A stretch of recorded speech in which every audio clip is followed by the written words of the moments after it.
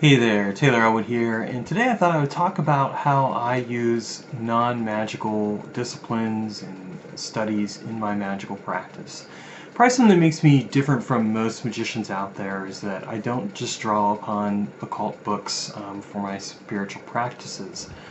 In fact, a lot of times I draw upon areas of study that include neuroscience, psychology, literacy studies, anthropology. The list could go on and on. And the reason for that is because I often find that the answers that I'm looking for don't lie just within occult text, but also lie within studying other disciplines as well. Now, I'm not a neuroscientist or a psychologist or anything like that, but by keeping up with those fields and like what the latest studies are and what people are doing, it gives me a chance to ask some very critical questions about what I can do with magic and how I can take what I've learned about and apply magic to it. For example, with neuroscience, knowing that has helped me to do a lot of work with the neurotransmitters, and really actually just like studying biology in general has allowed me to learn a lot about how to work with the body, with the cells of the body, the bacteria, the fungus, etc., etc. This is all stuff that lives within us, and so taking the time to learn about it actually makes a lot of sense. But I think that one of the things that I see in a lot of magical or occult practices is a tendency to get very insular, very tunnel visioned. You know, we're just going to focus on the occult.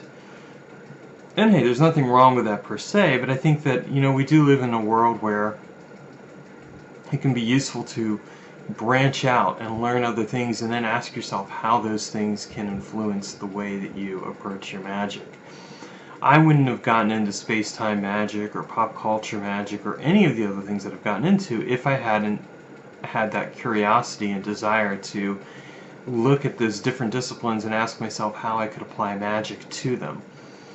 Like for example, with pop culture magic, a huge part of what informs that isn't just, you know, magic, but it's also media studies and how media is used by fans and what makes a fan artifact an artifact, things like that. Those are good questions to ask that can influence the way, or have influenced the way, that I approach magical work, and as a result have certainly shown up in my books. And this is why if you read one of my books, you'll typically see that the bibliography is it draws on a lot of non-occult text as much as it draws upon occult text, because the idea really is, well, let's show where things are coming from, and a lot of my ideas really do come from disciplines that are outside of the occult. I think to be a good magician, it's important to cultivate that kind of interest, that kind of curiosity. You know, why does the world work the way it does? What is it that we're trying to do with the world? How can we approach our magical work? When we are willing to do that, it allows us to see the world in a different light. And when we can see the world in a different light, this gives us the means to truly affect change in our lives. It gives us the means to look at the world differently and examine what it is we could be doing differently. So I mention that because I also think it's kind of just interesting to really share with you the perspectives that I use to cultivate the work that I do.